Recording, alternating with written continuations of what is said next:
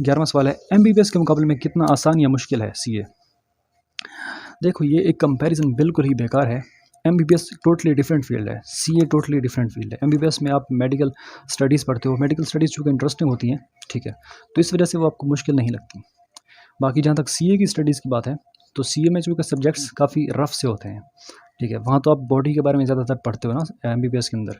यहाँ आप कंपनी की फाइनेंशियल चीज़ों के बारे में पढ़ते हो, यानी कि नंबर के साथ आप खेल रहे होते हो, ठीक है, इतने करोड़, इतने लाख, तो नंबर के साथ जिसको फोबिया ना, वो इस फील्ड में ना आए बिल्कुल भी। बेसिक लेवल की मैथ होती है, लेकिन जिसको नंबर से या मैथ से फोबिया है, जिसको नफरत है, तो वो इसको ज्वाइन ना करे, क्योंकि वो इसको मुश्किल लगेगी। ऑब्वियसली जिस चीज़ में इंटरेस्ट नहीं होता, जो चीज़ पसंद नहीं होती, वो मुश्किल लगती है। अगर आप ये पूछना चाह रहे हो कि कितने घंटे पढ़ना पड़ता है, तो तकरीबन जितना एमबीबीएस में पढ़ना पड़ता है उतना ही ऑलमोस्ट सीए में पढ़ना पड़ता है। अब एमबीबीएस चूँकि मैंने कहा इंटरेस्टिंग फील्ड है, तो इस वजह से आप वहाँ पर 10, 12, 14 घंटे दे रहे होते हो। अगर आपके भाई बहनों या फिर दोस्तों में से कोई एमबीबीएस कर रहे हैं, तो अंदाज़ा होगा आपको 10, 12, 14 घंटे वो पढ़ते हैं डेली, क्योंकि वो इंटरेस्टिंग एक फील्ड सी है, तो इस वजह से वो महसूस नहीं होती कि हम इतना ज़्यादा मेहनत कर रहे हैं। सीए में आपको इतना ही पढ़ना पड़ता है, जैसे मैंने पहले कहा 10-12 घंटे, आपको 8 से 10 घंटे पढ़ना पड़ता है।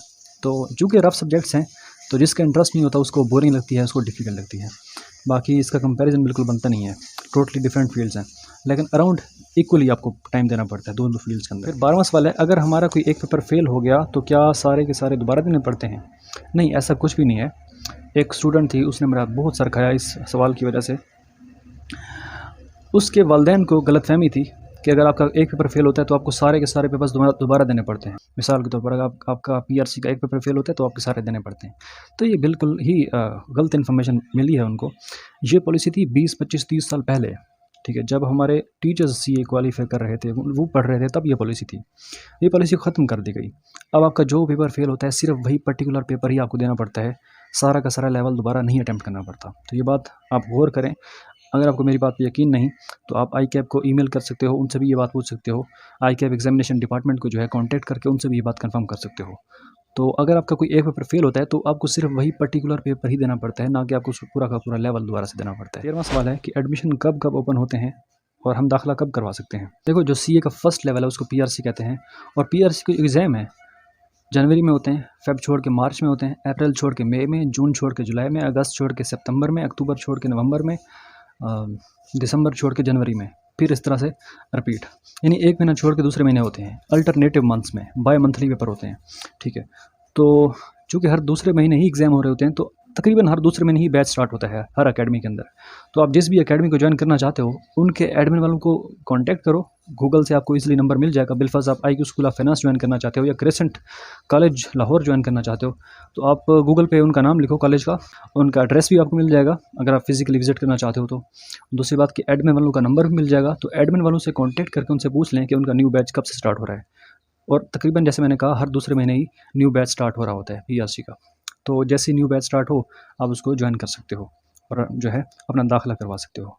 बाकी आईकैप में जहाँ तक एनरोलमेंट की बात है, तो पहले आपने आईकैप में एनरोलमेंट करवानी है। वो एनरोलमेंट आप खुद भी कर सकते हो आईकैप वेबसाइट पर जा करके ना, और वहाँ पर अपने न्यू एनरोलमेंट पे क्लिक करना है, अपनी पर्सनल डिटेल्स लिखनी है, ठीक है।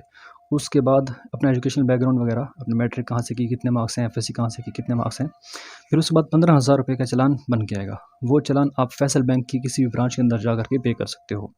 वो चालान पे कर लेने के बाद आपका कोई 15-20 दिन के अंदर रजिस्ट्रेशन एनरोलमेंट आपकी हो जाएगी आईकैप के अंदर, और फिर आप अपनी जो है सीए जर्नी किसी भी एकेडमी को ज्वाइन करके स्टार्ट कर सकते हो। अगर ये बात आपको थोड़ी कम्प्लेक्स लग रही है ना, या अगर आपने पहले कभी किसी यूनिवर्सिटी के अंदर या किसी वेबसाइट में अप्लाई नहीं किया, आपको कन्फ्यूजन हो रही है, आपको समझ नहीं आ रही, तो आप जिस एकेडमी को ज्वाइन करने वाले हो उसको जा करके अपनी पर्सनल डिटेल्स दो।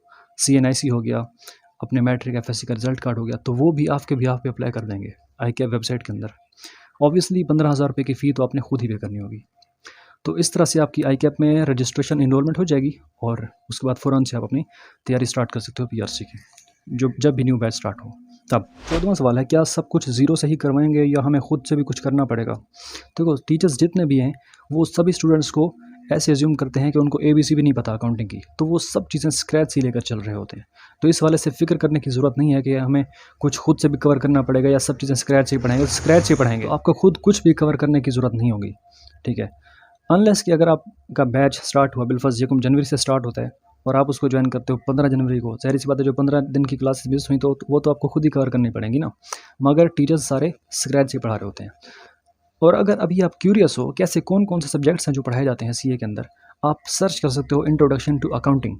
यूट्यूब पे सर्च करो, काफ़ी सारी प्लेलिस्ट्स मिल जाएंगी आपको, कोई भी प्लेलिस्ट देख सकते हो तो आपको आइडिया हो जाएगा, एक बर्ड्स आई व्यू मिल जाएगा पूरे सीए के अंदर बेसिकली क्या क्या चीज़ें पढ़ाई जा रही होती हैं, तो आपको अंदाज़ा हो जाएगा। ऑब्वियसली सीए में तो उसकी कम्प्लेक्सिटी या उसका कंटेंट है वो ज़्यादा होगा, डिटेल में आपको जो चीज़ें पढ़ाई जाएंगी, मगर आपको आइडिया हो जाएगा कि क्या क्या चीज़ें होती हैं। 15वां सवाल है, पेपर कब कब होते हैं सीए के।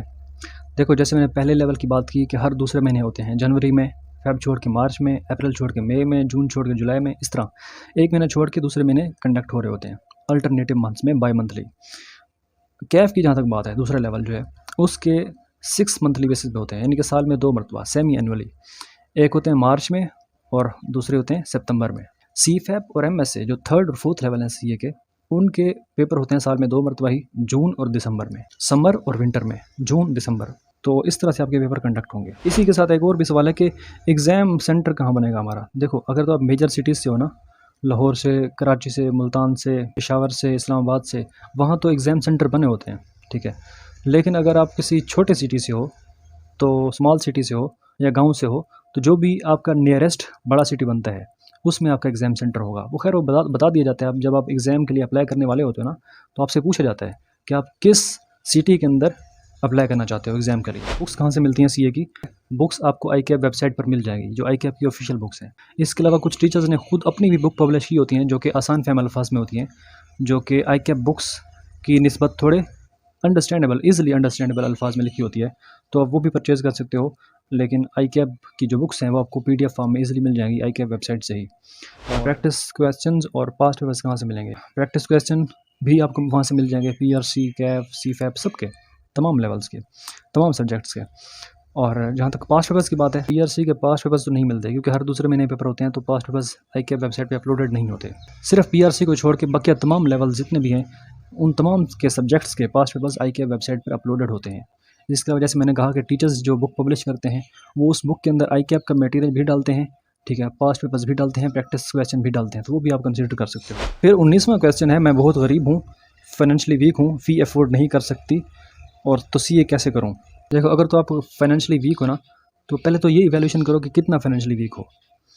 अगर तो इतना कि एग्ज़ाम फ़ी भी अफोर्ड नहीं कर सकते, तो मेरे ख्याल से कहीं ना कहीं आपको नहीं करना चाहिए, to be honest with you, क्योंकि बहुत मुश्किल हो जाएगा आपके लिए अगर आप जॉब करोगे सीए के साथ साथ।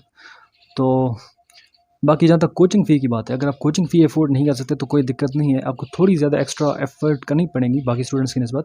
तो आप मेरी ये वीडियो विज़िट कर सकते हो, complete your CA for free. उसमें मैंने बताया कि आप किस तरह अपनी जो कोचिंग क्लासेस हैं वो फ्री ऑफ कॉस्ट कर सकते हो, लेकिन ऑब्वियसली उसमें लेक्चर्स जो होते हैं वो आउटडेटेड होते हैं, यानी कि हो सकता है कि कुछ पोर्शन जो है सब्जेक्ट के अंदर न्यू ऐड हुआ हो, उसमें चेंजेस आई हों सब्जेक्ट के अंदर, तो वो आपको खुद से करना पड़ेगा एक्स्ट्रा मेहनत करके, मगर आप फ्री ये कर सकते हो, कोचिंग क्लासेस ले सकते हो। बाकी एग्ज़ाम फ़ी आपको खुद ही पे करनी होगी। तो मेरे ख्याल में पेरेंट्स को इतना फाइनेंशियली सपोर्टिव होना चाहिए, ठीक है, इमोशनली भी, अगर खुदा न खासा पेपर में फ़ेल होते हो तो वो आपको ताने देने की बजाय आपको इमोशनल सपोर्ट दें। तो इमोशनल सपोर्ट के साथ साथ फाइनेंशियली भी आपको थोड़ा सपोर्ट करें। एग्ज़ाम फ़ी अगर वो दे सकते हैं तभी आपको सीए ज्वाइन करना चाहिए, अदरवाइज़ नहीं करना चाहिए। बाकी कोचिंग क्लासेस आप फ्री ले सकते हो। फिर 20वां क्वेश्चन है कि ऑनलाइन सीए करूं या फिर फिज़िकल करूं, तो ऑनलाइन इंस्टीट्यूट सजेस्ट कर दें। अच्छा, online CA versus physical CA, इस वाले से मैंने एक वीडियो बनाई है, ये भी देख सकते हो। अपनी इवैल्यूएशन करो बेसिकली, आपकी नेचर किस तरह की है, ठीक है। अगर तो आप इंट्रोवर्ट नेचर के हो ना, तो बेहतर है कि आप ऑनलाइन पढ़ो, ऑनलाइन मोड ज़्यादा बेहतर रहेगा। अगर आप एक्सट्रोवर्ट नेचर के हो तो फिज़िकल क्लासेस बहुत बेहतर है, ठीक है। बाकी कॉस्ट वाइज देखा जाए तो फिज़िकल क्लासेस महंगी होती हैं, ऑनलाइन काफ़ी सस्ती होती हैं। और ऑनलाइन में आपके पास ये भी ऑप्शन होता है कि एक चीज़ कोई मिस हो जाए तो आपको दोबारा से कवर कर सकते हो, यानी एक लेक्चर अगर आज मिस हो गया रात कवर कर सकते हो, लेकिन फ़िज़िकल क्लास में ऐसा कुछ नहीं होता। तो ऑनलाइन और फिज़िकल का जो कंपैरिजन है, इसकी जो सिलेक्शन है, मैं ऑनलाइन करूँ या फिज़िकल, आप इस वीडियो को विजिट कर सकते हो। यहाँ मैंने एक टेस्ट रखा है पर्सनैलिटी के हवाले से कि आपकी पर्सनैलिटी किस तरह की है, तो आप उस पर्सनैलिटी वाइज देखें। अगर तो आप इंट्रोवर्ट नेचर के हो तो ऑनलाइन पे स्विच करो, अगर आप एक्सट्रोवर्ट हो तो फिज़िकल पे स्विच करो। और जहाँ तक इंस्टीट्यूट्स की बात है, कराची की बात की जाए तो कराची में IQ स्कूल ऑफ फाइनेंस, वहाँ के कैफ के मैंने 2 सब्जेक्ट्स वहाँ से पढ़े हैं, तो बहुत अच्छा एक्सपीरियंस रहा। इसके अलावा ARTT, ठीक है, और तीसरा तबानी स्कूल ऑफ अकाउंटेंसी, KNS, ये बहुत ही बेहतरीन इंस्टीट्यूट हैं कराची के अंदर। लाहौर की अगर बात की जाए, लाहौर के अंदर Crescent College Lahore, Rise College Lahore, पैक लाहौर, स्कैन्स लाहौर, SBI, ये सारे ही बहुत बेहतरीन है। CFE भी अच्छा है, अफोर्डेबल है। सिर्फ PRC के लिए मैं सजेस्ट करूँगा। अगर आप PRC किसी एक अफोर्डेबल इंस्टीट्यूट में ज्वाइन करना चाहते हो तो CFE को कंसिडर कर सकते हो। और इस्लामाबाद रावलपिंडी वाली साइड पर CP रावलपिंडी, SBM इस्लामाबाद, मन्नाबी, पैक और स्कैन्स उनको कंसिडर कर सकते हो। पेशावर में आप पैक और स्कैन्स को कंसिडर कर सकते हो। इसके अलावा मेरा नहीं ख्याल कि कोई ऐसा इंस्टीट्यूट है पेशावर के अंदर जो कि ICAP के साथ रजिस्टर्ड हो। आपने इस बात का भी ख्याल रखना है कि वो ICAP के साथ रजिस्टर्ड है या नहीं। आप इसकी लिस्ट देख सकते हो ICAP वेबसाइट के अंदर जा करके लिखोगे ना लिस्ट ऑफ राइट, तो वो आपको अंदाज़ा हो जाएगा कि वो कौन कौन सा इंस्टीट्यूट है जो ICAP के साथ रजिस्टर्ड है। और मुल्तान में अगर आप करना चाहते हो तो स्कैन्स मुल्तान बेस्ट है। और इसके अलावा मुख्तलिफ सिटीज़ में मुख्तलिफ CA के इंस्टीट्यूट्स हैं। आप उनकी अप्रूवल चेक कर सकते हो ICAP के इस लिस्ट ऑफ राइट्स के अंदर, तो आपको अंदाज़ा हो जाएगा ICAP के साथ रजिस्टर्ड है या नहीं, तब आप उसको ज्वाइन कर सकते हो। ये जितने भी मैंने इंस्टीट्यूट्स बताए हैं ये फ़िज़िकल और ऑनलाइन दोनों के लिए बेहतरीन है। लेकिन अगर आप ऑनलाइन के लिए मेरी सजेशन चाहते हैं तो IQ स्कूल ऑफ फाइनेंस को कंसिडर कर सकते हो, Crescent College Lahore, Rise College Lahore, इन तीनों को कंसिडर करो तो आपको रिग्रेट नहीं होगा अपने डिसीजन से। तो ये बहुत ही बेहतरीन है ऑनलाइन पढ़ने के लिए।